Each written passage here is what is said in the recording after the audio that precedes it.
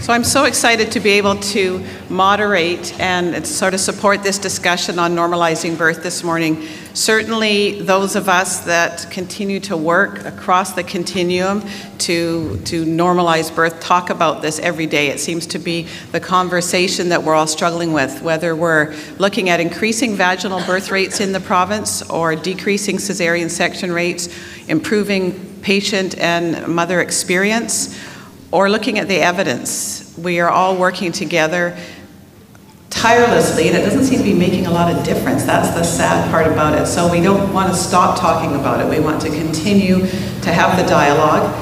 We have 5 panel members here that are going to share 5 different perspectives and opportunities for learning around normalizing birth. And if we manage to keep our time to the way that we should, we hope to have a bit of a discussion, a question and answer. Certainly we don't have, and they, I'm going to speak on behalf, don't have all the answers, but are here to hopefully engage in some conversation with you as all of us in the room can work towards normalizing birth.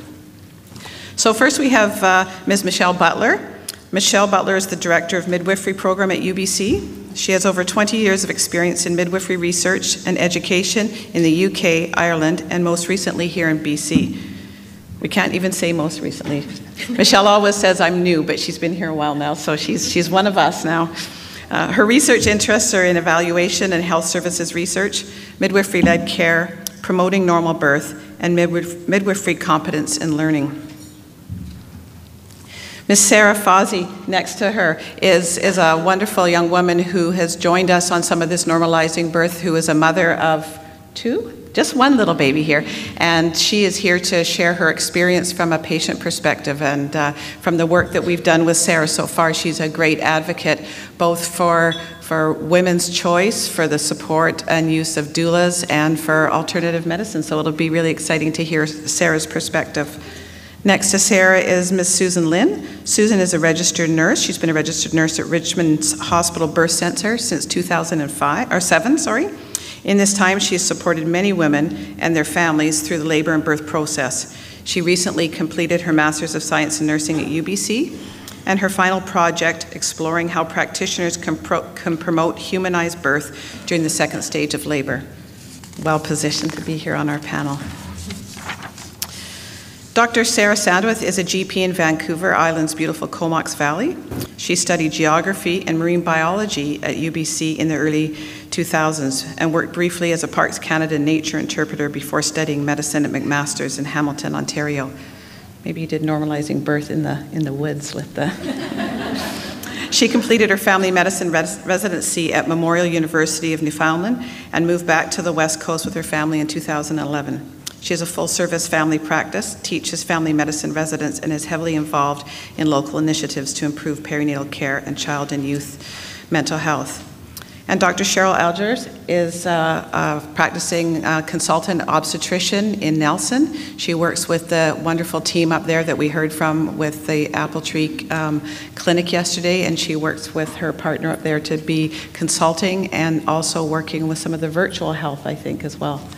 So I'll let them continue on.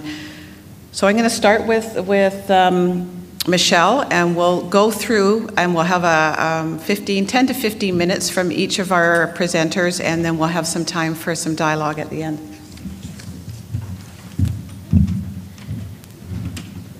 Thank you, Kim, and it's a pleasure to be here this morning to have the opportunity to contribute to this discussion.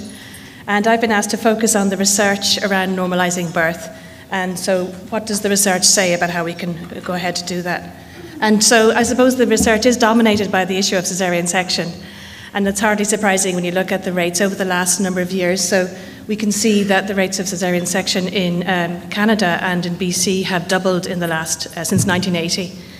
And of course, we must acknowledge that, you know, for some women, caesarean section is very important in terms of achieving a safe outcome. And the World Health Organization estimates that between 10 and 15% is a good rate for caesarean section. But clearly, we've gone beyond that. And so quite a lot of the research focuses on what does that really mean? What impact does that really have for women and babies? And more recently, of course, the research has gone on to explore the area of epigenetics. In other words, what impact does this have not just on the women and babies, but for subsequent generations? And I must acknowledge also the wonderful work that was done a few years ago in BC by the Caesarean Task Force. I know that a number of the members of that task force are in the meeting in this meeting this morning. And so they looked at some of the factors involved. They looked at some of the trends in terms of demographics, changing demographics, and tried to see what impact this is having on caesarean section. And their conclusion at the end there, as you can see, was that yes, there are changes in these demographics, but they don't explain all that is happening. They don't help us to understand really why we still have this increasing rate of caesarean section. So I'm going to move beyond the focus on caesarean section to do what I was supposed to do this morning, which is to focus on what does the research say about how we can promote normal birth. And by doing this, we actually get a better picture of how we can help to improve birth outcomes. So there are a number of different themes in the literature. I can't do it all in 10 minutes, and I'm going to try to summarize it and maybe give you some of the highlights. One of the things that comes across in the research is that it's not just about interventions per se. You know, what is an intervention? Is visiting a woman in early labour at home an intervention? Yes, it is. So it's not just about interventions, it's about how do we actually use interventions appropriately. And so there's a wonderful piece of research, which I'm sure you're familiar with, which was, Mary Renfrew and a multidisciplinary international team of colleagues did a lot of really good work looking at 461 systematic reviews. So it's a systematic review of systematic reviews. And they identified a number of different things that influence normal birth. And they identified 72 different interventions that support normal birth. And I've just put some of the highlights here. And some of them are familiar to you. So continuous labour support, upright positions in the first stage of labour, immersion in water in labour, some interventions for postpartum hemorrhage, and so on. And they also identify some interventions that are useful in terms of first-line management of complications, including external cephalic version for breech presentation, acupuncture for pain, and also membrane sweep then for induction of labour. Although the caveat with that is that there are some side effects. So this is helpful in terms of us knowing as practitioners what can we actually do to try to improve and to support normal birth. They also identify some other interventions that aren't helpful, and also in the literature we know that there's quite a lot of research around some of these, some interventions that perhaps contribute to caesarean section and other non-normal outcomes. We're familiar with these around induction, and I know there's a whole discussion around induction and how we manage post-dates, artificial rupture of membranes, epidural. So epidural is associated with increased instrumental delivery and also longer labour. But one of the things that comes across in some of the research that I've done with midwives across the province is, once again, it's not about the interventions per se, it's about how we use them. And epidural, if used appropriately, can be very helpful in terms of achieving a normal birth. So you've got a woman who's struggling, who perhaps hasn't made much progress in the last little while, who is really struggling to cope, and really an epidural can be the thing that helps them to achieve a normal birth. Okay, so once again, coming back to this notion that it's not just about interventions, it's about the appropriate use of interventions. Also, some other interventions that perhaps work against normal labour, and of course electronic fetal monitoring is a big issue, and with the work done by Zhang and Neil a few years ago, which really began to challenge what are our expectations about how we manage normal labour, or manage labour, and about the normal physiology of labour, and saying that, well, in fact, until a woman is about 6 centimetres, she's not really in established labour. And also, going back to in the past where we might have sort of used the 1 centimetre an hour as a rule, now this research is suggesting maybe 0.5 centimetres an hour is more appropriate. And it's not just about that, it's about how is the woman coping. So, once again, looking at how we actually understand normal progression in labour. So one of the things that comes across, so just in terms of some of the research I've done myself, last year I spent a bit of time doing qualitative research with midwives across the province to explore their experiences of normal birth. to explore some of the challenges that they faced and some of the strategies that they used. And there was, some really wonderful data from that research. One of the things they talked a lot about was managing early labour. And they talked about how helpful it was really, or how important it was, to work with the woman so that she could stay at home for as long as she possibly could, but also while she was at home, that she was eating, that she was drinking, that she was mobilising, and that she wasn't getting exhausted, so that when she came into the hospital or when she was ready for birth, that she really coped well with birth. So this is a very important theme in that research, and it's also supported in some of the other research, which shows that women who are admitted to hospital earlier are more likely to have a C-section. Some of the work done by Lisa Hansen in the States suggesting that the admission to hospital itself can actually interrupt the progress that women are making in labour and can have an impact. And also some work done in Australia by Carolyn Ola, which suggests that women who come into hospital early are more vulnerable to some of the interventions such as ARM and syntocin infusion. So the research, so far we've been focusing a lot on the interventions that happen at the clinical level, so the things that practitioners do in their daily work to support normal birth.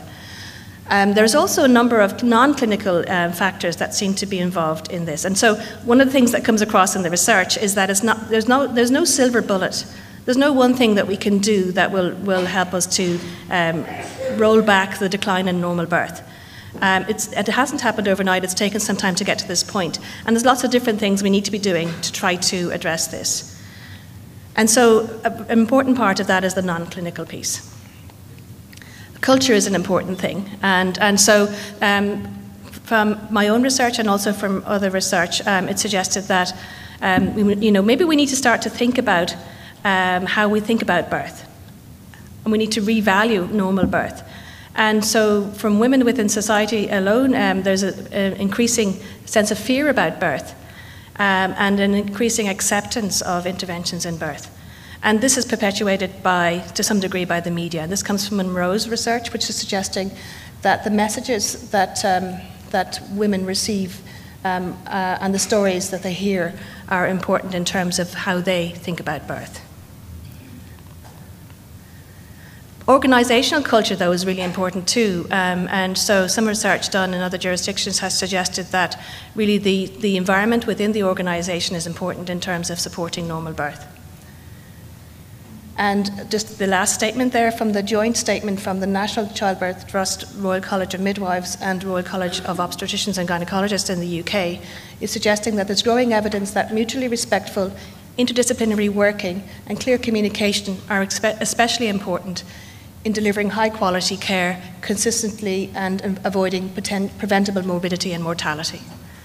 So culture seems to be very, very important in organisational culture. And that is borne out in some of the research that I did as well, where midwives talked about that a really important strategy for them was to become fully integrated into the system and to develop really good relationships with other professionals, so that, for example, if they had a concern about a woman, they could just pick up the phone and seek a consult.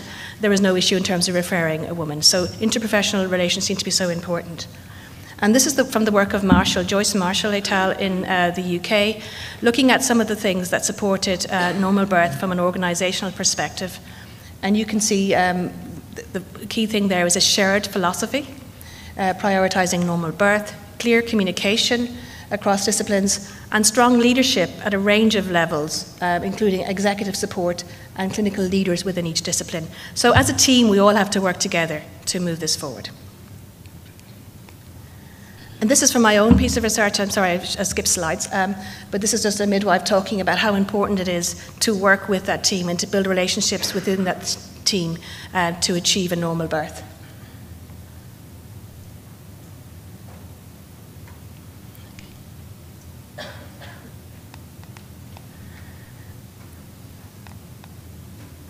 So once again, coming back to that wonderful piece of research by Renfrew et al. In the UK, and looking at some of the organisational interventions that have been shown to enhance the rate of normal birth. And so they identified alternative versus conventional institutional birth settings. We'll talk about that in a minute. labour assessment programmes to delay admission to the labour ward until labour is in active phase, and midwife-led continuity of models of care versus other models of care. So these are based on systematic reviews. So the highest level of evidence suggests that these interventions are effective in terms of supporting normal birth. And just to harp again on, I'm probably a little bit biased coming from the midwifery perspective, but so this is the review by Sandwith et al. Looking at midwifery-led continuity of care and suggesting that that women receiving care in these models are more likely to have a spontaneous vaginal birth and less likely to experience interventions, and some of the outcomes are better too. Continuity of care is really important, and in my own research, midwives talked about how they work with the woman from very early in the pregnancy towards that normal birth. So it's not just meeting them, when they come into labour, it's at the very, very beginning, how they work with the woman towards that normal birth. And so involving education and preparation for birth, reinforcing the notion of normal birth, identify issues as they come up and dealing with them, and creating realistic expectations.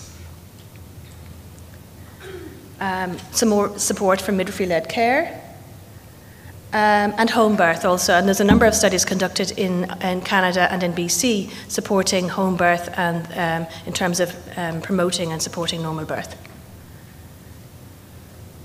I also wanted to highlight this piece of recent research by Susan Harris. I don't know if Susan's here. No. Just also supporting the collaborative models and how they support normal birth. And for my own research, the birth environment seems to be important as well. I think that's something we all appreciate. And these are a number of non-clinical interventions identified in another systematic review in terms of supporting normal birth. So, for example, a nurse-led relaxation training program for women with the fear or anxiety of birth, birth preparation sessions, guideline implementation with mandatory second opinion, guidelines with support from local leaders on VBAC, and audit and feedback given to the individual provider. This is from the work of Sandwith et al., where they actually implemented a learning package to get the team within the organisation working together towards normal birth, and it was shown to be effective. And I'm coming now to the quality framework for maternity care, which is also developed through the work that Renfrew et al. Conducted. And you can see here that what's happening is happening at different levels. At the top level, we've got women who are receiving care. The next level, we've got the various practitioners who are involved in providing that care. And then we get to the organisation and the values, philosophy, and care providers. So I think this is useful because it gives us a sense that it's not just about any one thing. It's a range of different things that have to happen at different levels to support normal birth. And that's it. Thank you.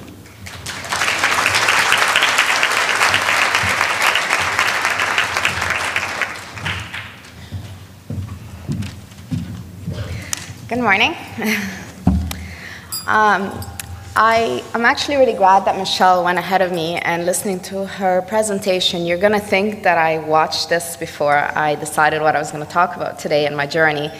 But I promise you I didn't, but it aligns almost perfectly to everything she said. So I think you've just seen research and statistics, and now you hopefully will get inspired by listening to someone who's lived almost everything that she talked about and came out with a positive outcome of what my desires and wishes were. I want to thank Perinatal Services BC first for inviting me to speak to you this morning. I'm going to tell you about my birthing journey and hopefully inspire you to, at the end, realize how working together can create a positive result and help women through their journey if they face any obstacles to find solutions for these obstacles that will continue to keep them on the path that they've chosen to be on. In my situation, obviously, I was a low-risk birth, so I didn't have to worry too much about looking at stressful situations right from the beginning. From the moment I found out that I'd conceived and that I was pregnant, I did some research and decided to try the midwife route instead of the doctor route. From everything that I read, and mainly was online because none of my friends had already had babies. I was one of the first, so I didn't have too many people to go to and ask for advice. The research that I'd seen was that with a midwife you get longer appointments, which appealed to me. And with a midwife you get a little bit more of a home feeling when you go into the office. And so that's the path that I chose to take. From the time of walking into a midwife's office, I felt very comfortable, non-intimidating environment, very personal support, and a lot of information was given to me at the time about different nutritional programs to look at, about a different alternative medicine that's available for during your labor and to support you during your journey as well as the labor at the end. The one big question that she had asked me was if I was planning to have a doula at my birth or not. At the time, I didn't know what a doula was. I never heard of a doula. I didn't know anyone who used a doula. And so I asked the questions, and she had given me a few choices, and I called a few different doulas that were available in Vancouver and to see who could take me on. And I met with the first doula, and we clicked right away. And so with the doula, she encouraged me to not plan a specific birth plan, but to have an idea of what my desires and what my missions and what my value was about being pregnant and giving birth. And so I expressed to her that to me it was really, really important to have a natural birth. It was really, really important for me to have a vaginal birth and to be able to breastfeed my baby when the baby's born. And so that became the focus of everything that she gave me information on and encouraged me to do during my pregnancy, from staying fit to nutrition to classes to information. And I can't say enough about all the information I got from my doula. In my journey, I hit 3 different obstacles along the journey that could have changed the course, and most likely I believe I would have ended up with a C-section if I had not found solution for those 3 obstacles along the way. The first obstacle was that I found out that I was breached.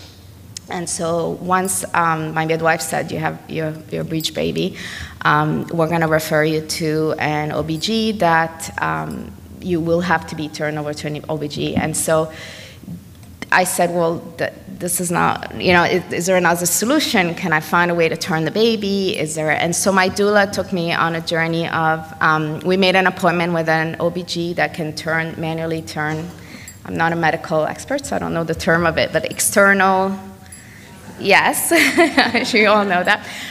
It sounded absolutely horrifying, but I was willing to try it because I wanted to have my outcome of a vaginal birth. My doula also suggested looking at alternative solutions, and she had recommended another doula who does prenatal acupuncture. And so I tried that first, and her success rate was at 100% at the time that I saw her. I don't know if it still is or not, but so I followed everything she told me to do. I did acupuncture sessions with her. In the meantime, I had my appointment. I think it was Dr. Wu, the one that, so I had my appointment with him and followed the acupuncture. Once I went into the appointment to do the manual turning, I remember lying down, and he came in with a photograph of my ultrasound, and he threw it on my belly, and he said, "You don't need me, your baby has turned." And that was such a highlight in my life, and thank you. A really, really incredible, wonderful, emotional experience that I felt so much joy and excitement that, I just beat my first obstacle, and I'm still on the same mission of a vaginal birth. So one example of, for me, alternative medicine and how it could help to be open-minded to other solutions. It could have done the other way, but in my experience, it worked for me. My second obstacle along the way was that I was 10 days late. So I think it was my 10th day when your midwife recommends, or your doctor would recommend, that you keep an eye on the baby and feeling the baby. And I had gone quite a few hours without feeling anything, and I started to panic. And so I called my midwife. She said, go to the hospital. They'll check and they'll monitor the baby and make sure everything's okay. So we went to the hospital, and they checked the heart rate was okay, but they said I was really, really low in fluids, and I really need to be induced because I'm running out of time. And so I was terrified again, because in everything that I had personally researched and read about being induced, I knew that it might increase it might increase the chances of a cesarean, which will increase the chances of perhaps not being able to breastfeed right away. And so I went into complete panic mode again. And I said, this is not the route I want. This is not what I had in mind. And so I really, really begged the nurses, which were wonderful at Women's Hospital, to give me just 24 more hours, one more day. I said, I can feel it one more day. Of course, if they told me that my baby was in danger, I would have followed anything they said. But they told me that I could still maybe have one more day. I left the hospital, and because I had such success personally with acupuncture, I decided to call my acupuncturist again. I said, you have to get this baby out of me. It has to happen tonight. I don't want to be induced. So I went to visit her, and she did 2 hours of acupuncture with me, and it worked again for me. And that night I was in labor. I called my doula, who came over, and along the steps, when I was listening to Michelle's presentation about working together, that's where I really felt I did most of my laboring at home. That would have never been the case if I didn't have a doula. I'm sure of it. I would have gone straight to the hospital and panicked. Oh my gosh, I'm ready. But the doula came over to our home and, let me stay focused and calm. And everything that Michelle said, increased movement. She made sure I was hydrated. She made sure that I was having fun along the way, that my husband took some pictures, and things that I think I would have not thought about or even considered doing during laboring.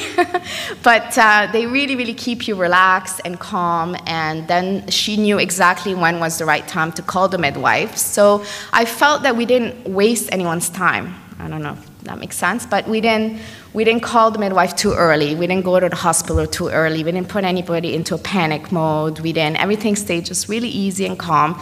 I labored for 18 hours. So it was long, but because of all the support that I had, I felt really focused and on track. Once the midwife felt that it was time to head to the hospital, we went to the hospital, and it was just so smooth because I was already so far out that no one asked me any question. They just roll you right in the room because they're worried you're gonna have the baby in the hallway. And so the transition into admission into hospital was really, really smooth. And once I was there, I hit my third obstacle, which was I got stuck at 9 centimeters for 3 hours, and it wasn't progressing. And the midwife felt, we might need to look at another option. You might call a doctor. You might want to consider a C-section. It's not moving. And then again, having the support of my doula, my husband there, and them knowing what my true desire was to have how strongly I wanted a vaginal natural birth. And so we called my acupuncturist on the phone, who, it sounds crazy, so I'm laboring, there's 10 people in the room, and I'm like, call my acupuncturist, she has all my solutions. And so she was on the phone with my husband, giving him acupressure points to do on my back. And it worked again, and I progressed, and I only had to push for 15 minutes because I think I was so strong, again, with what Michelle said, because I was hydrated, I was focused, I was calm, I knew I had people there to support me, and I knew that if something went wrong, there's lots of doctors and lots of nurses, and I feel safe in the environment and in the hospital that I'm in. And so and with all the fitness that I did, I was able to literally stand up, squat, and have a baby and push. I asked for a mirror because that was so important to me, to watch her come out and experience that and be alert and aware, which is one of the reasons I really didn't want any, not just epidural, but any kind of drugs, because I wanted to be fully aware of the experience and be able to walk and feel and stand up and push. So I hope that my story inspires you that along the way there's going to be different obstacles, and for everyone to work together to be open-minded at alternative medicine or other practitioners that exist in this journey for women, so that you can help the woman reach her goal and her and increase vaginal birth. I think in BC as well, because I'm a promoter of that. I encourage you as practitioners to find solutions to these obstacles as well, within whatever part of the system you belong in, and to work together at keeping an open mind. And then as a patient, I would like to thank everyone who works in this industry, nurses, doctors, researchers, administrators, midwives, doulas, and everyone that makes women feel comfortable and safe. We're very fortunate to live in Canada where we have options and choices, and I hope that continues. Thank you.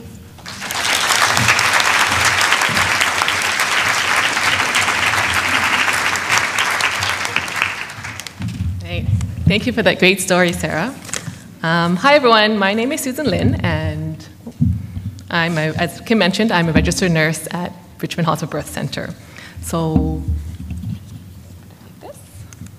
just a few facts about Richmond Hospital. So we are a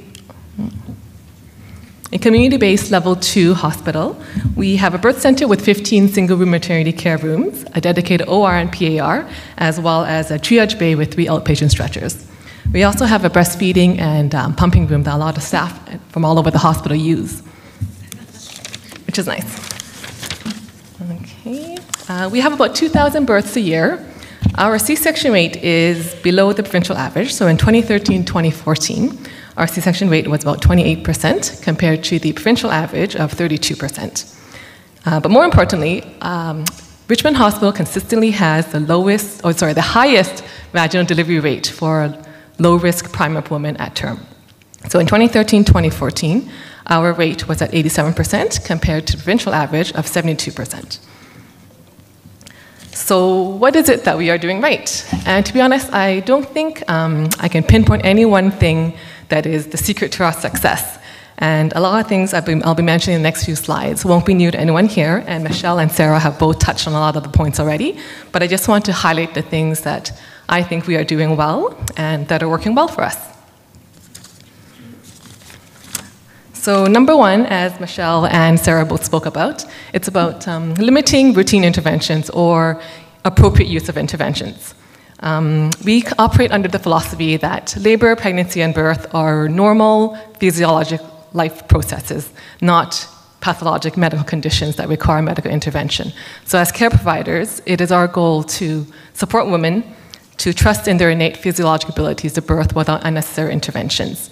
And it's not that we don't condone using interventions, but again, as Michelle mentioned, it's about the appropriate use of interventions and clinically based interventions. And this is a quote by Shaw that I want to bring up.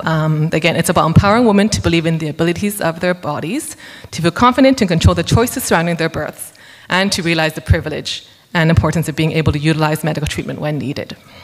And Sarah had a great experience with that, so.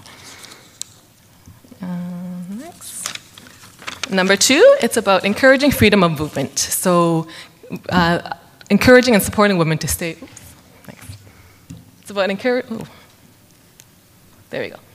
It's about encouraging and supporting women to stay upright and to assume different positions if they're in bed, to try different positions, hands and knees, squatting. With our birth center, we're able to really allow women to move around in the bed as well as around the entire unit.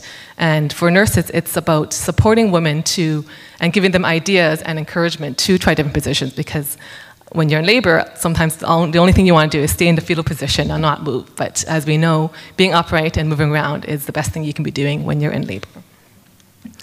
Number 3 is providing continuous labor support, and whether that's from family and friends, a doula, your midwife, nurses, it's about being present for the woman and being able to support her while she's going through the labor process. Offering different options for pain relief, whether it's non-pharmacologic or pharmacologic, and really creating that birth ecology that really allows women to birth in a way that they want to and that is supportive of their goals and their intentions for birth. Number 4, which is, going back, related to the first point, is about just promoting spontaneous onset of labor. So not inducing or augmenting or when there's no clinical reason to do so. And truly, which myself spoke about, is to not admit women too early in labor. Because as we know, the earlier women are admitted, the more interventions they are exposed to. So when women come into the hospital and they're deemed too early to be in labor, as nurses, it's our job to provide enough guidance and support to the woman and their family so they feel comfortable going home and laboring at home longer before they come back to the hospital in active labor. And lastly, I think it's because we have a great team. We all work really well together, all the nurses and doctors and midwives. We're a small community hospital. There's a great level of mutual trust and respect, and we have very low turnover on our staff, and I think that speaks volumes about the morale and the type of care that we provide. We're all passionate about our care, and we have a lot of fun. And I think at the end of the day, that's what it's all about, providing safe, women-centered care to women and their families so that they can have a safe birth and safe delivery and healthy moms and healthy babies. So lastly, I just want to leave you with the thought that women have not changed nearly as much as practice patterns have. So I think the next time we are in a position where we are trying to think about intervening with this or augmenting when there's no reason, we should ask the critical questions of whose needs are being met, whose needs are being overlooked, who may be affected by these decisions, and how can I prevent negative consequences?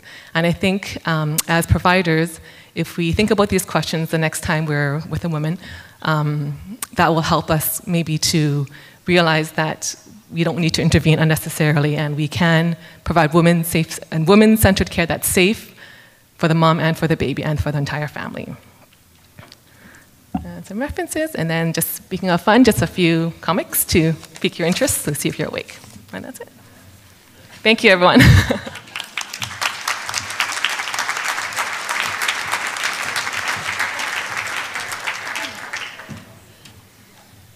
Hi, everyone. I feel like I'm at the Olympics. My event has just come up. I've been thinking about this for like a day and a half, so yeah, I'm nervous. So I just wanted to thank you for this wonderful introduction. I'm really honored to be invited to be amongst this panel of incredible women and humbled.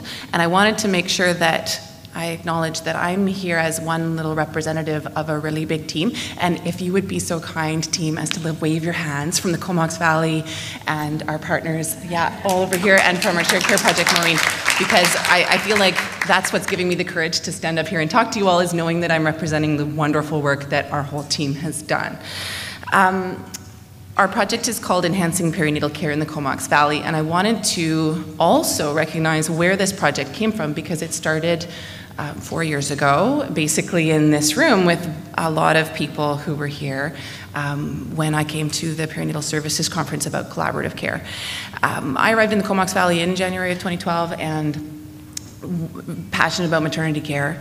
And one of the things that I noticed was how much every type of practitioner was working really hard to promote normal, optimal birth for their patients.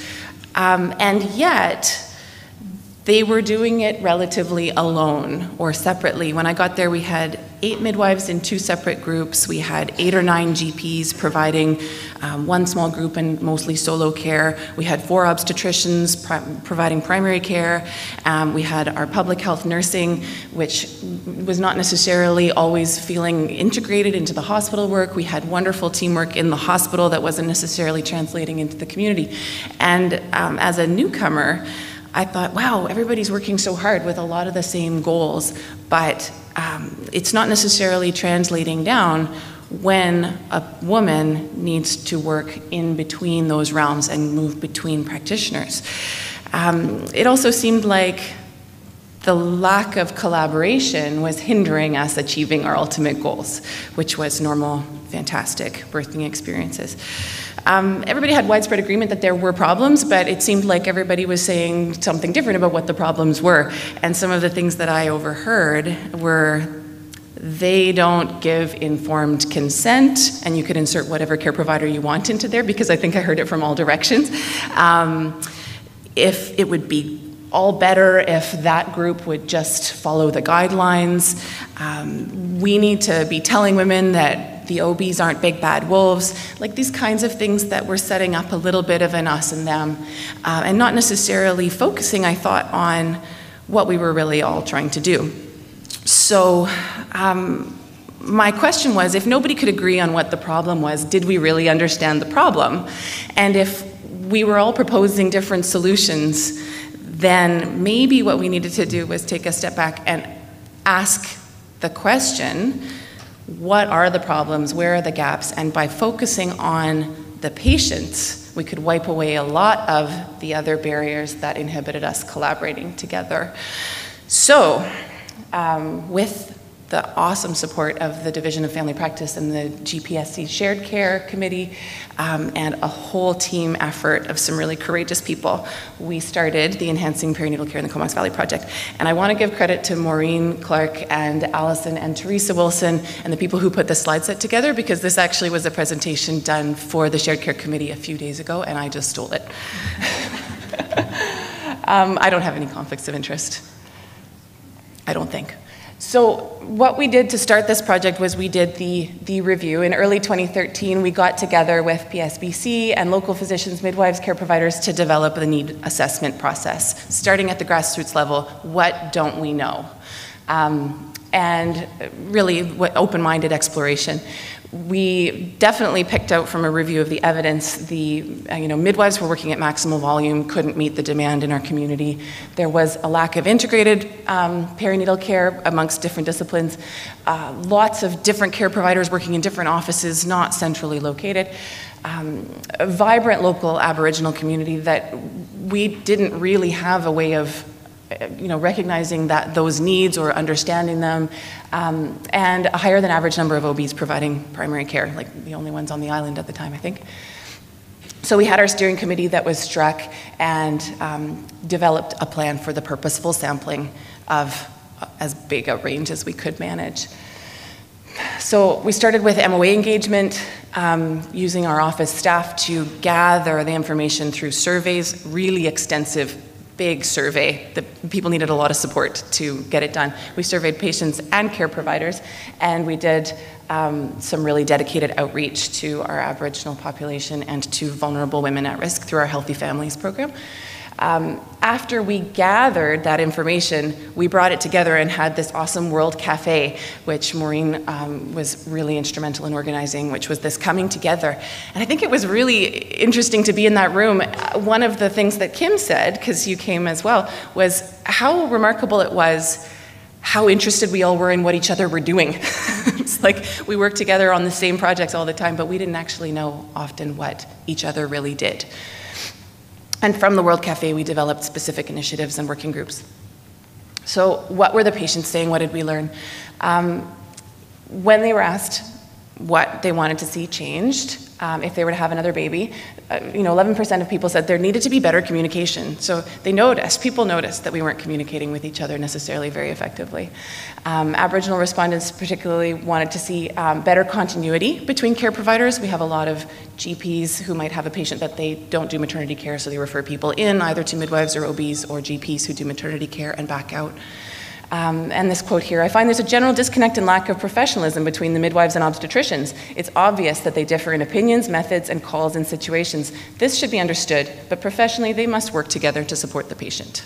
I think that says it all. What were we saying? Over 60% of the care providers suggested that interprofessional collaboration was one of the challenges in the adequate provision of care. So we said, yeah, working together is a problem too. There needs to be seamless integration between various providers and social agencies, so not just within the hospital, but outside our walls and in the moving in and out. Fundamentally, families need to feel that entire family units are being supported, not just children, not just women. The patient said specifically around access to care, the barriers, work schedules, transportation, timing, location of clinics, childcare availability. These are probably fairly similar to what many of you see, but what was so important about asking these questions in our community, as Lee Yates said yesterday, if you've seen one rural community, you've seen one rural community. So we couldn't take the data from Cowichan or from Campbell River and apply it to our community. We needed to ask our own questions and find out, what are the barriers for our women? What are the barriers for the people who come to our hospital from Denman and Hornby Island? It's unique. Difficulty finding a family doctor. You can find someone to deliver your baby, but who's going to look after you after? Clinic locations, the timing of appointments were definitely barriers for our Aboriginal population. Trying to get immediate help for breastfeeding difficulties was hard. Having to leave my house to go to public health was very difficult because of my emotional state and having a new baby. 27% of patients said they wanted to access resources on perinatal care during pregnancy, and 18% suggested access to breastfeeding and lactation support, which is interesting because we actually have free public health sponsored prenatal education, which many places don't. So even though we have that, it was still perceived to be a need. Providers said access, we wanted a centralized space for accessing maternity resources so we weren't so scattered. In general, women should be offered the same level of perinatal care, but some will require more understanding, more knowledge on the caregiver's part to help them deal with issues that might not be directly related to their pregnancy. Knowledge and information as a key kind of topic area. Patients were looking for more information and support, and on some of these specific issues, particularly, caring for the newborn and postpartum depression was picked up quite clearly as a gap. And 81% of our Aboriginal respondents felt it was important to have a care provider that knows them. That was quite strongly said. Being a first-time parent is overwhelming, and you have lots of questions regarding the amount of preparing and reading one does. Providers about knowledge and information of family physicians providing standard care, 32% thought that we needed more standardized processes and tools and ongoing updates, because maternity care, as you said, women don't change very much, but the guidelines and the practices have changed a lot, and they change frequently.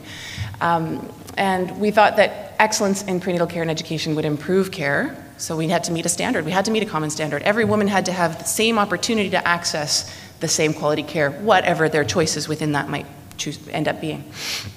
And 52% of providers felt moderately comfortable or moderately uncomfortable in providing first trimester care, because there's a lot that happens in the first trimester now, and it's changed a lot.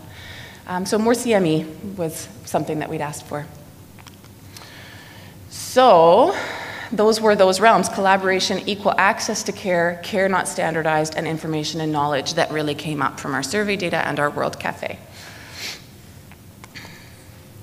And then in meeting the patient's needs, potentially improving health outcomes for pregnant women in the Comox Valley through developing a standardized framework for care, increasing our collaborative practice and working together better, improving the accessibility to care, and informing patients and care providers better. It seemed like not that much, but it's actually been a lot of work. And so this was one of the beautiful drawings that came out of our process. And here's just a quick rundown of our initiatives that have been developed since those key areas were identified.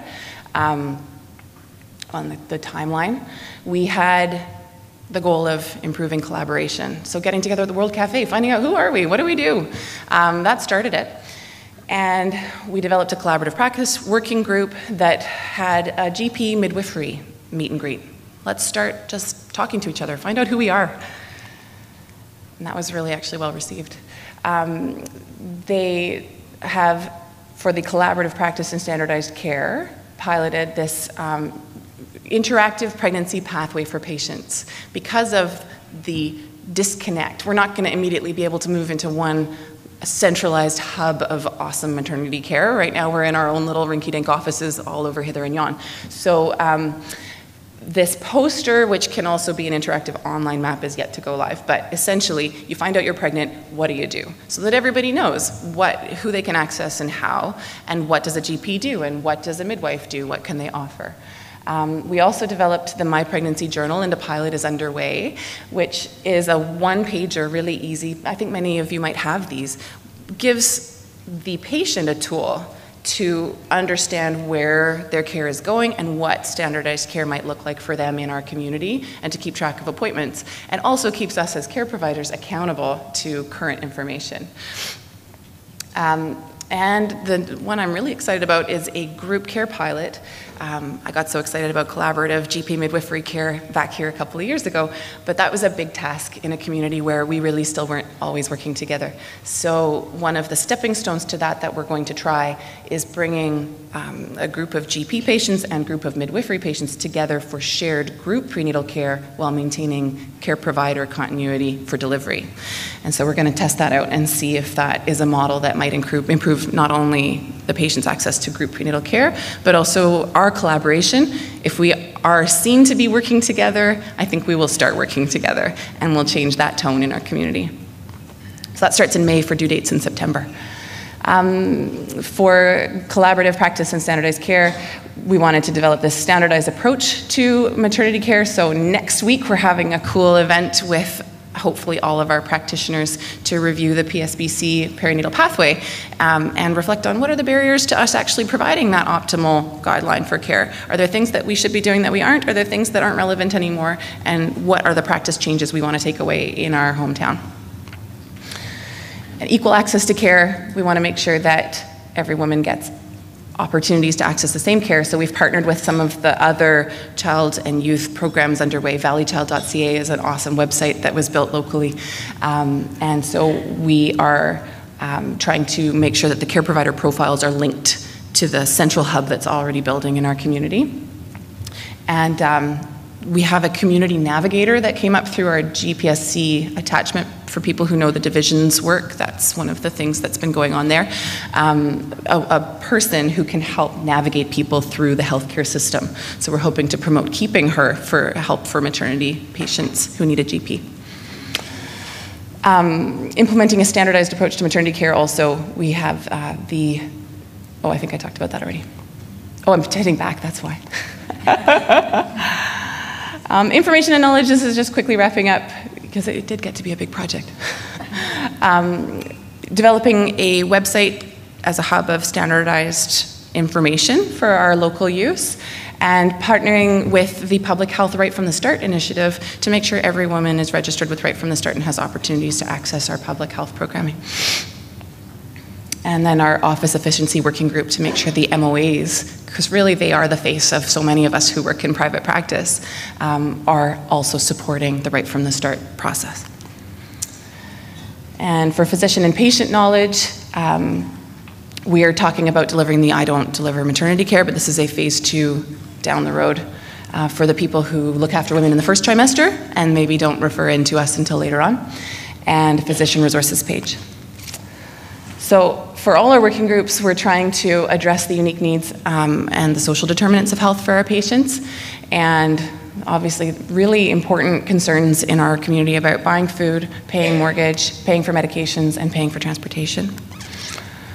And we're working on it. We're going to have the event in April and a fantastic presentation from some of our local leaders on these issues, trying to increase awareness and build some enthusiasm for addressing these issues. So some really quick wins. 2 out of 3 of our OBs aren't accepting low-risk patients anymore, and they're focusing on their skill set in high-risk situations. Midwives are members of the Division of Family Practice. They are referring patients directly to our community navigator, and the OBs, family physicians, and midwives are working more closely together. We spontaneously started a journal club. I don't think that could have happened 2 years ago.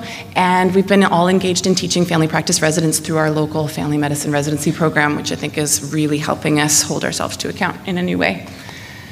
And people have been saying, you know, it's really been able to solidify the thinking around providing prenatal care for patients in the Comox Valley and trying to leave personal biases out of it. Very collaborative, focused on optimal care. The end.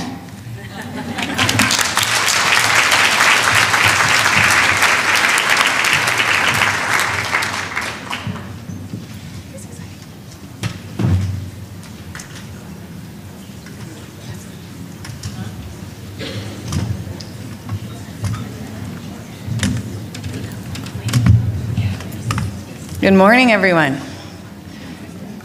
So I, too, feel honored, thank you, to be here this morning. I feel honored to be on this panel. My name is Sheryl Alger, and I'm an obstetrician and gynecologist. I work in Nelson, BC, and I've worked there for the past 7 years. I have one partner, Dr. Mula. We are the two OBGYNs up there. And I feel excited to get to share some of the things that are happening in a rural setting, and also some of an obstetrician's experience in this hope for normalizing birth. So this morning I was thinking of kind of going from broad to narrow, of talking a little bit about what's going on in BC and Canada in terms of models of delivery, because I believe our model of delivery is a little bit unique in Nelson. And then I wanted to share some of my personal experience of being an obstetrician and maybe some of the challenges and some of the exciting things for that in normalizing birth. I'm going to kind of move quickly through some of the first part because Michelle's done a great job with some of the statistics. But I just want to point out, for statistic purposes and looking at models, is who are catching the babies in British Columbia, who primarily are doing that. So the salient features of this slide, it looks busy, but I want to point out that obstetricians are catching around 50% of the babies. Family physicians for vaginal deliveries are about 33%, and midwives are about 13%. So there's a slight increase in midwives. Just to compare, in British Columbia, there is 60 midwives, I understand, approximately, that are registered. In Ontario, there's around 500 to 600 midwives. So there's a real difference across the country, too, even of caregivers. And there is a slight decrease in GPs doing vaginal deliveries in BC. In rural areas, it's probably not exactly representative of obstetricians being 50%. In rural areas, GPs are probably, that 33% is a bigger number in the rural areas. Who here, out of a raise of hands, who's rural or would be from a town? So quite a few. Okay. Oh, I'm just going to go back. For models of care can be anything from now more rural areas. In the lower mainland, most of the time, and when I say models of care, who is providing the maternity services and maybe who is providing the surgical backup if that is available. So we can have, where we have a surgeon with midwives and GPs delivering, you could have an obstetrician with family physicians and midwives, you might have GP surgeons doing the deliveries with the midwives. You may have there's 2 communities in BC that just have midwives who are providing maternity services there. So there's a number of different models represented across the province. So what is the best model? Best is a big word, and what does best actually mean? Does best mean it's the safest for mom and baby? Does best mean it's the cheapest for the government, for parents, for hospitals? Does best mean that our moms and babies are satisfied? Does best mean that the people who are caring are satisfied? Cost effective? Does best mean closest to home? A number of our women have to travel to deliver. So this is the only slide I'm going to show in statistics purposes, and I'm just going to move to what's happening in Nelson. But data would suggest there are little differences in morbidity between a midwife-planned home delivery, a midwife-planned hospital delivery, and MD-attended hospital delivery. So if we're just looking at best, this would say that for mom safety, baby safety, that it's looking quite equal. However, there are outcome differences. So in BC, the C-section rate, if there is a planned home delivery, the C-section rate is 13%. Midwifery in hospitals around 19%, and then 22% for MDs for nulliparous patients. So then the question is why? Why are those differences? Are low-risk patients heading towards different caregivers? A number of the things Michelle's talking about, what is affecting that C-section rate? So I'm going to jump to Nelson. Who's been to Nelson? Who loves Nelson? It's such a pretty, yeah. So it's a beautiful town. Statistically, we cover a catchment area of approximately 30,000. And we're about 650 kilometers from the nearest tertiary perinatal care center. So our deliveries per year are around 300, and those are the statistics for who is delivering. So a third the midwives, a third GPs, a third for the obstetrics on call, and our C-section rate is around 23%. So for Nelson, the model of care is that we have GPs and midwives and obstetrics. That's not unusual, but maybe the more unusual part is us as obstetricians, so Dr. Mula and myself, and then there is one GP who performs C-sections. We do not do any primary care. So the only people doing primary care are the midwives and the GPs. I see Tanya here. She's one of our midwives. She is working in a unique group as well, where there are midwives and GPs in a call group together providing care, which is also a bit of a unique feature about Nelson. So what works? So I think one of the highlights, and it's been a long process, is that there is a lot of collaboration between all of the nurses, administration, the midwives, GPs, and OBs. We work quite closely together. We are a small community, which can foster collaboration or it can foster great differences, but there is a lot of collaboration between the groups. There's trust that has grown. I feel very trusting of when the midwives are consulting me, and I hope the feeling is mutual that when they're asking for input, that they feel like there is trust that we are all moving towards what we want, a healthy vaginal delivery for our patients. I think that in some ways we are, because we're working together, some new ideas or some kind of things that may be cutting edge happen in Nelson. So there is now midwives who assist at the C-section. So Tanya took training, and so she can assist for her patients. So there's that continuity of care. The GPs and midwives joining together and that working in a call group. I believe that for the interior of BC that Nelson is providing, we are doing vaginal breech deliveries, and that is not common everywhere across the province. We're really supportive of VBACs. I like that our team, we have debriefs after difficult deliveries. So if we have twin deliveries or deliveries that may have involved the surgical services and the maternity side, maternity nurses will have a debrief after what worked well, what didn't work well, what can we do better. This is a key thing for our system working, is that us as obstetricians are on an alternative payment plan. So because of that, we can work as just consultants, and we are not competing for deliveries. So that means that money is part of our life. Money drives the system in many different ways. We don't have that same drive that we have to worry about of we can just be consultants and not try and say, oh, I want this delivery, or the GPs or midwives are fighting over deliveries. What's difficult, I'd say, is that we have a small team. So the highs are great, but when there is a bad outcome or something doesn't go well, our whole team can, I think, be quite affected by that, and sometimes it's hard to recover.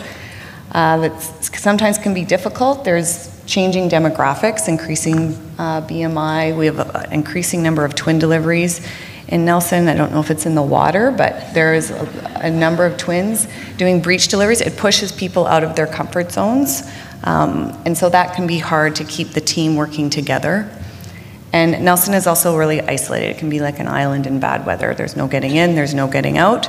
So if you have a baby that needs to get out or a mom that needs to get out, it can be stressful for the team. So I wanted to share a little bit this morning of what my experience is like being an obstetrician. In Nelson, but just even being an obstetrician in the realm of promoting normal birth or the best outcomes for patients.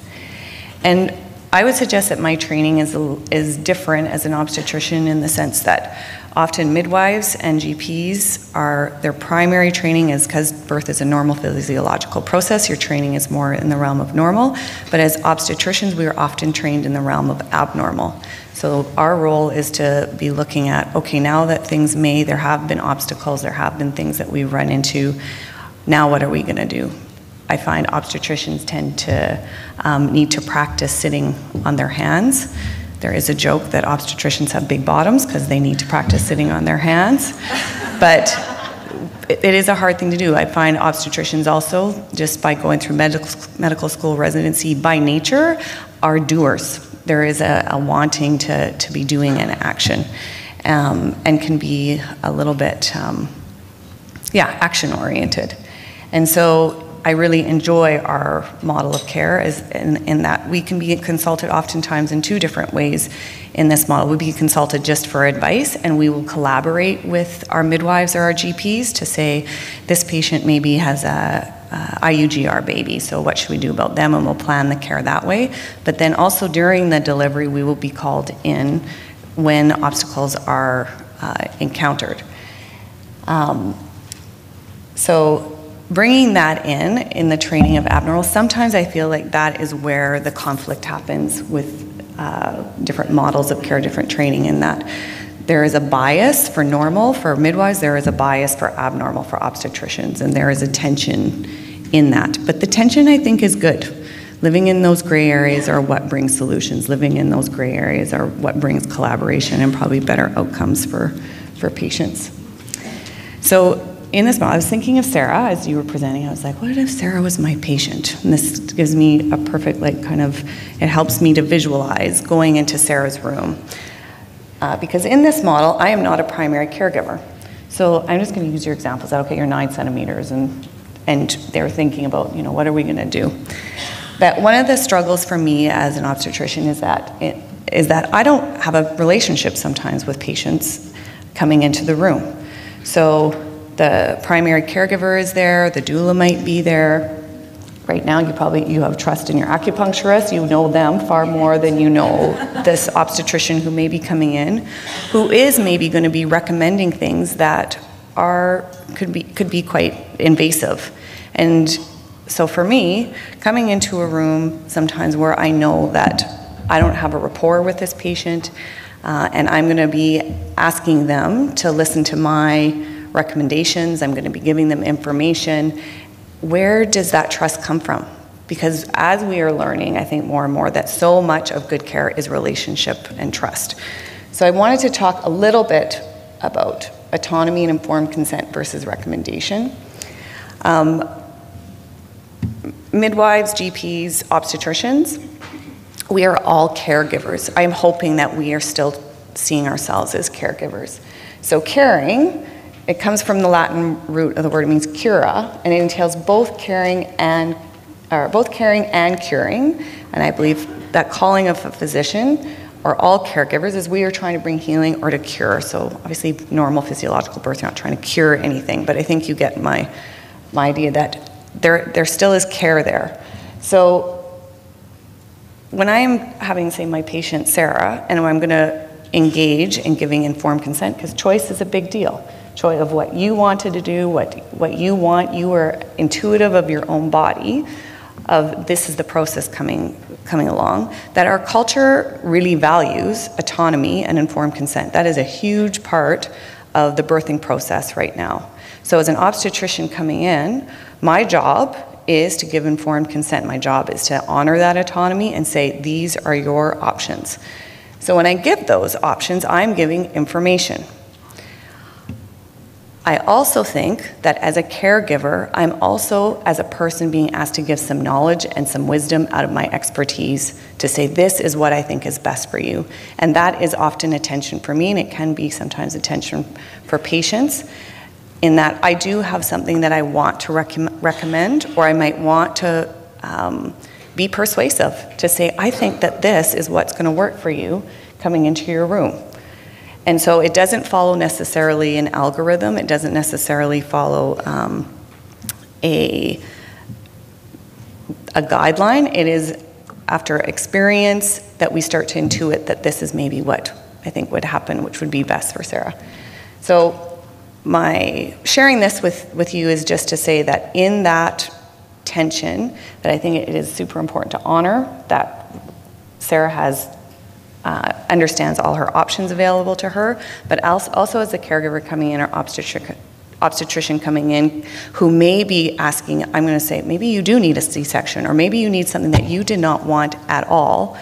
How am I going to do that? That is both caregiving and honoring to Sara, that I think this is best for you and your baby, but also allows that autonomy, informed consent. This is my last slide. So what I believe in Nelson has allowed me, that ability to come into a room, is the relationship. I might not have it with the patient, but I do have a relationship with the midwives, and I have a relationship with the GPs, and I have a relationship with the nurses, that they trust me, that I also am on the same team as them. I want a normal vaginal delivery, and I'm hoping that the patient will intuit that from the room, that these people are trusting of this doctor coming in saying you need this or that, or I recommend this, that invokes some trust for my role as a consultant in the normalizing of vaginal delivery. So, be a pit crew, not a cowboy. So you can see the pit crew is busily working together. Cowboy is a lone ranger. That the models, it's been said all along that the models are working best as we are working together and collaborating and honoring each other, that we have a role to play. Thank you.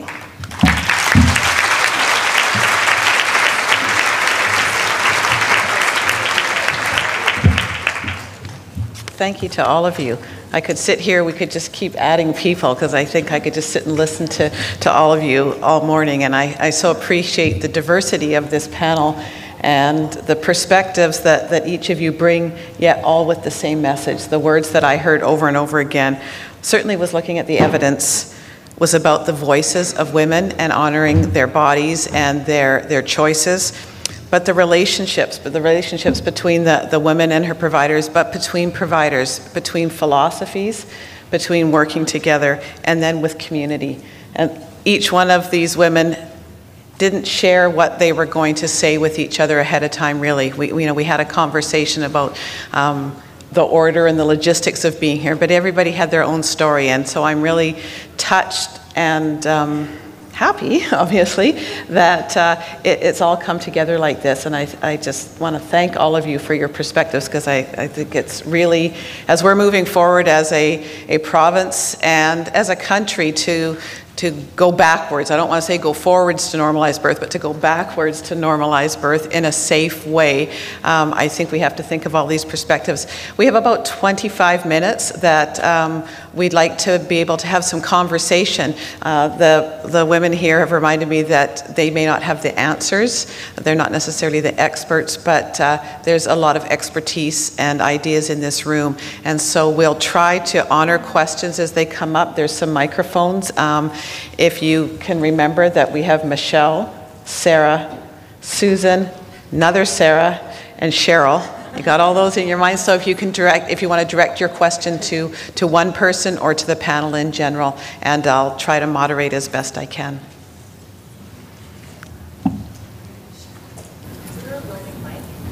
Do we have a mic? I think so. It's coming. Thank you.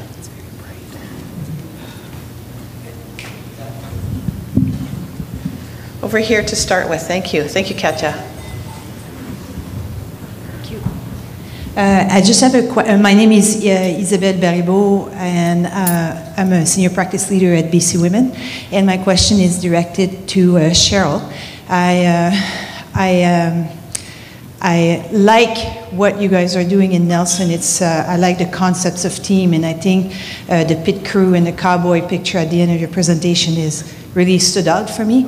I know you talked a lot about the relationship that you have with the GP and the midwife, and I would like to know, where is the nurse in that relationship, and how do you work as a team with the nurse in the setting where you are in Nelson?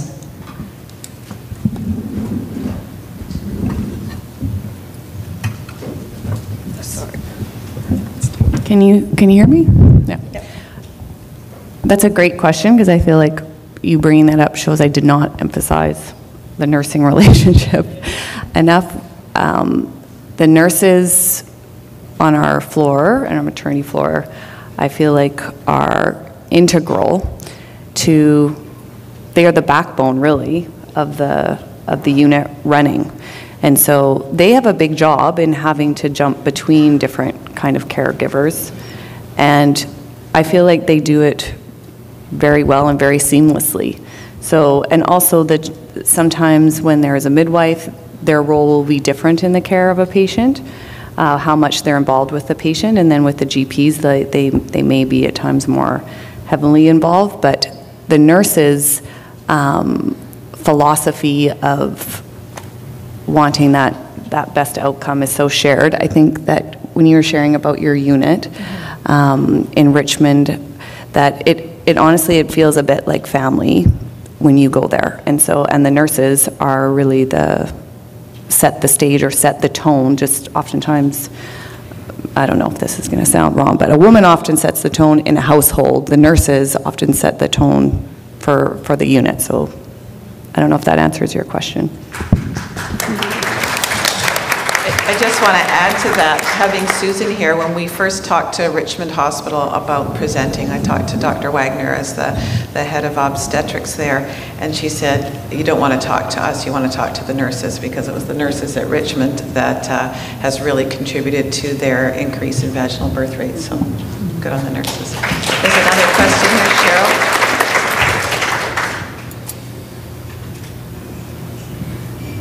Thank you. Hi, my name is Sheryl Davies at BC Women's. Sorry, I have a bit of a cold. This question is also directed to you, Sheryl. Thank you very, very much, all of you, for presenting this model, which I think is quite exemplary and we can learn from. I know one of the, it seems to me that one of the key enablers to the model of care is really the compensation structure for the OBGYNs. And I think that's sort of something that we kind of all intuit in our system. And I'd like to kind of be a bit provocative and ask you, if you didn't have that change in compensation structure, would this model of care be possible? No. So we have work to do in the province. I'll say, that's just the short answer. I don't think it would be, actually. So as you could see, we have a very small number of deliveries, so 300. In comparison to somebody who's working in the city. And so I think it would be difficult to recruit an OBGYN unless you are on an alternative payment model. We do a lot of our practice is constituted from gynecology, and we are fortunate to be able to operate a lot in Nelson and have nice facilities there for that. But I think it would be very difficult to recruit for that without having the alternative payment plan for the obstetricians. And it does create a much different, I think, atmosphere in terms of deliveries between the three caregivers. That, again, like I said, we're not competing for the deliveries, we're supporting the people who are the primary caregivers. That's our role. And I love that role. I feel like it's what we're trained to do, actually. Other comments or questions? Raise your, oh, there's one here. Thanks. Thank you very much for the great talks. I just want to elaborate more on the alternate payment plan, because is this something that could be done more frequently throughout the whole province? Because it seems to be a stumbling block as far as moving forward with different methods of providing care for women going through birth.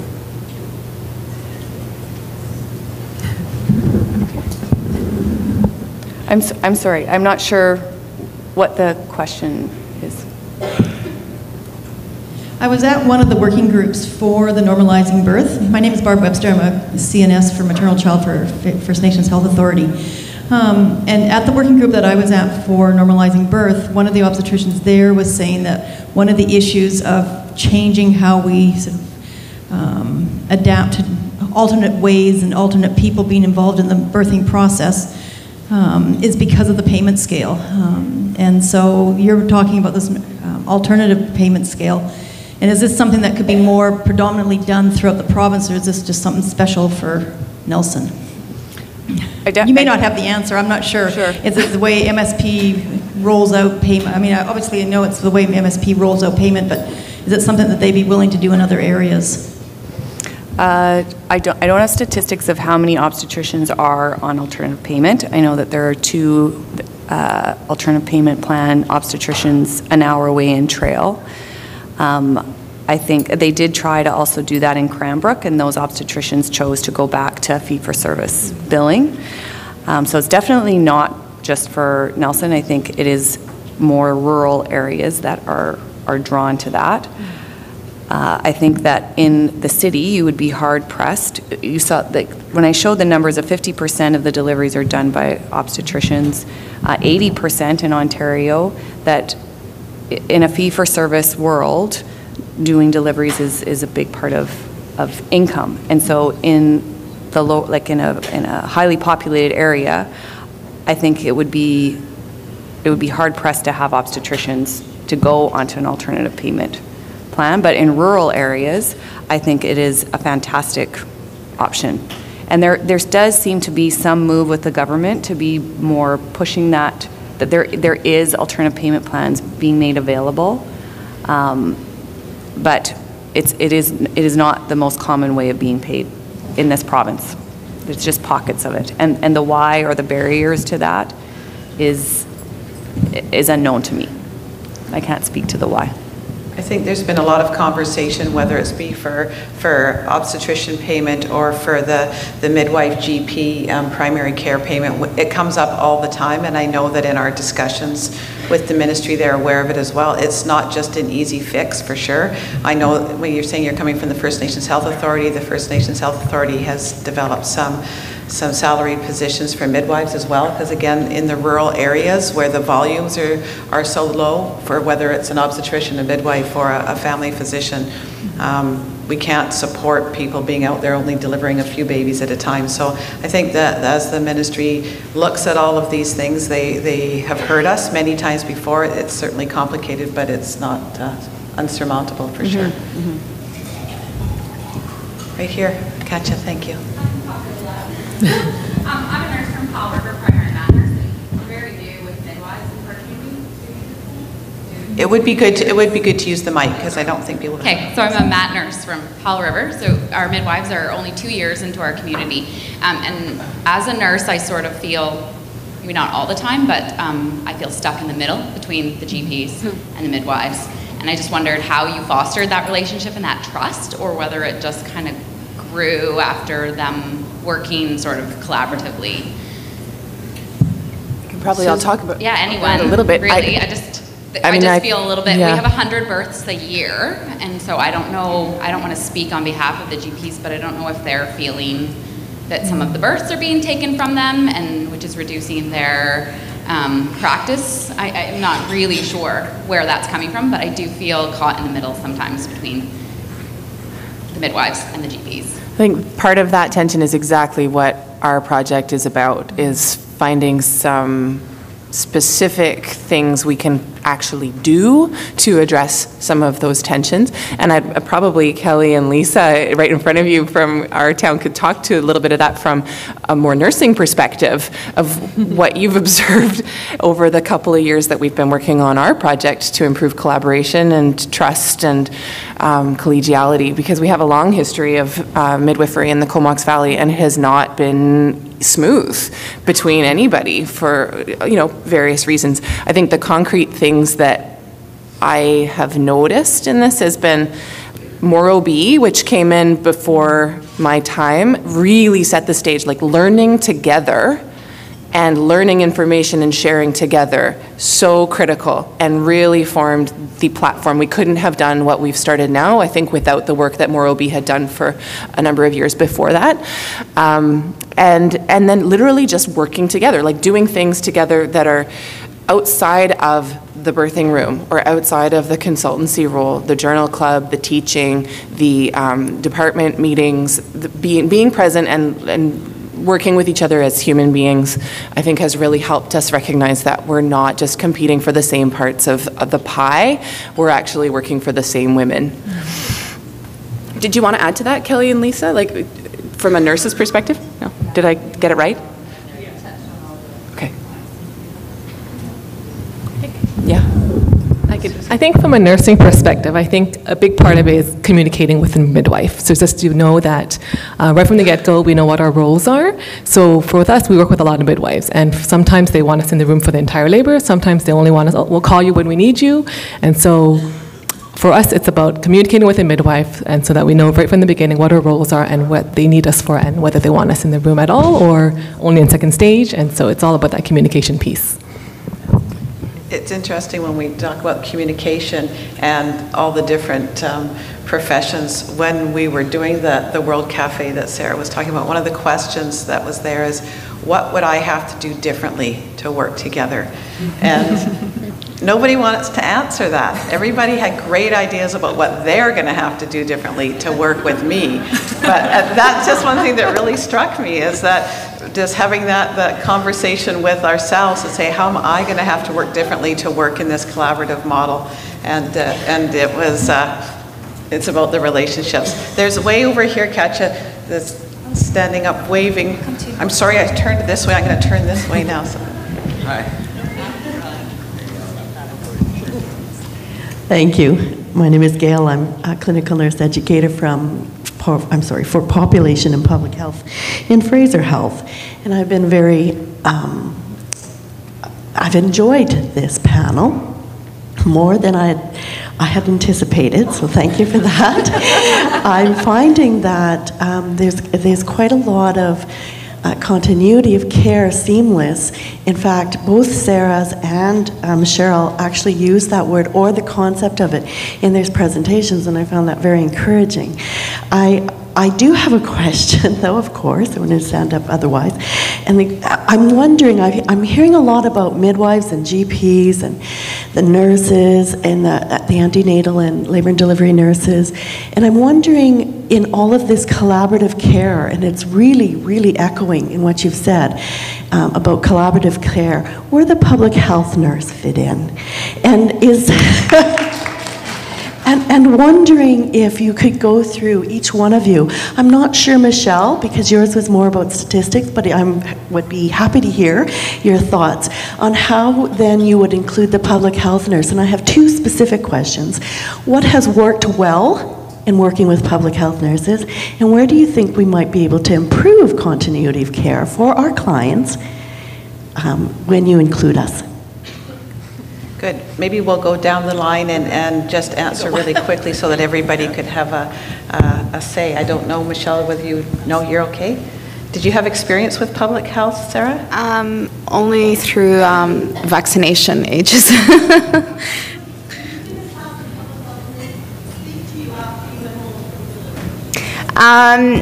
No, just the nurses in the room. As a patient, I don't know whether they were public health nurses or hospital nurses. They didn't say which ones they were, but once we got home, then I think part of the postpartum of having a midwife is they come to your office, so I didn't have to go to a clinic or hospital. And then the doula as well came to our home too. So I didn't have a lot of interaction other than when it came to vaccinating. Susan. Yes, I think it's true with midwife patients. Typically, the public health nurses don't visit, or don't do home visits for midwife patients, but they'll usually speak to them in the hospital briefly and give them an information package, and midwives will follow up. But in working with public health nurses, we work very closely with public health nurses on our unit. They'll come and speak to the primary nurse, who's a postpartum nurse, about any issues or concerns, mainly surrounding breastfeeding or any social concerns, and they will follow up in the community with the patients. I think what we're doing is working well. Richmond Hospital is very blessed that we have a fairly good public health program, and they try to do home visits to all moms within the first day, or at least a phone call on the first day of discharge, and a home visit the next day, or within the first 2 days anyway. So, Sarah. I'm so glad you asked that question, because I don't think there's ever enough time to really recognize the work that each of the different groups, particularly in our project, are doing. Jenny Nyhoff is one of our team leaders from public health. She's here. And this project would not be anywhere near where it is without deep involvement from Jenny and Brett, the manager there, and some real open-minded creativity about how we can work better together, because that was what was beyond More OB. More OB and the teamwork within the hospital is one thing, but most of pregnancy and having a baby is not in the hospital. Most of that happens in the community, and we really are better together. I think as our midwifery colleagues are very busy, it's great to have more options. It's great that if your tips for someone's breastfeeding aren't working, you can get them to the lactation consultant nurse at Public Health. And one of the things that we're trying to do with our project is actually with this, the pilot shared group care, we've been offered space in the Public Health building to offer that group so that we're getting women through the door early, because it's such a barrier of just knowing where you're going to go. If you don't know where the building is, if you don't know how to get there and when it's open, and maybe recognize the person at the front desk. So I think integrating from the hospital into the community using those amazing resources is fundamental. Sheryl. In Nelson, I would say that there is a lack of public health nursing availability, and where that showed up the most in the maternity care was at one time there was a breastfeeding consultant who would be on the unit and then would follow up after in the community, and then there was a loss of funding for that position, and it did come up in perinatal committee meetings about the detriment that was, that there would be more readmissions, that kind of thing, without that public health nurse support, without the breastfeeding support, that people would actually be coming back to the hospital, where when that breastfeeding clinician or the public health nurse doing the breastfeeding, she was amazing at it, and it saved those patients from coming back in. So that's the best I can speak to that. Well, I should also mention, there's so much more, but like our public health does postpartum bilirubin flash for early discharge. They do lactation support. They do immunization counseling, all that. It's very comprehensive. And I think throughout the province, the various programs of the early connection, the online or the registration with the public health nurses. I know each health authority is in a little bit different stage of that, but I think as we work towards that more and more, because that connection with women antenatally with the nurses to be able to look at some of the challenges in their lives, supports they need, and also to contribute to the conversation during pregnancy around normalizing birth, and not just the actual birth moment, but the experience of pregnancy and postpartum and all of that. So I really appreciate that question to have that included in here. We've come to there's one more over here. Do you want to, you just put your hand up there, but we've come to the end, so just quickly.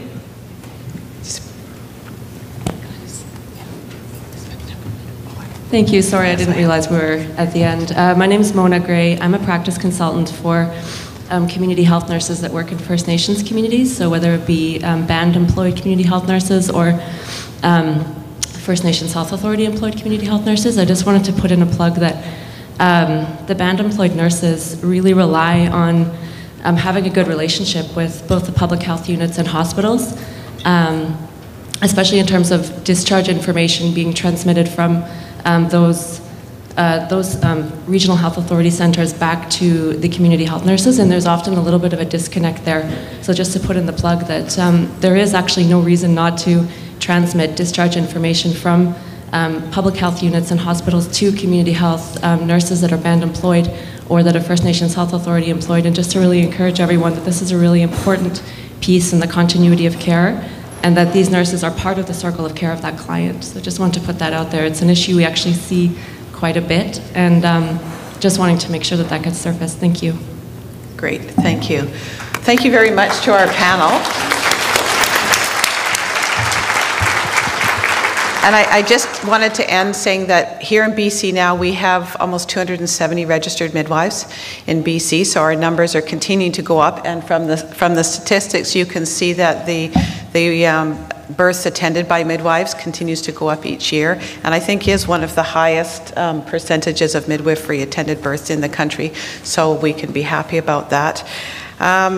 it's about a shared philosophy, it's about listening to women, it's about working together, it's about teamwork. And I encourage you and welcome you all to seek out these women throughout the rest of the day and to talk to them about their experiences and to continue the conversation as we work.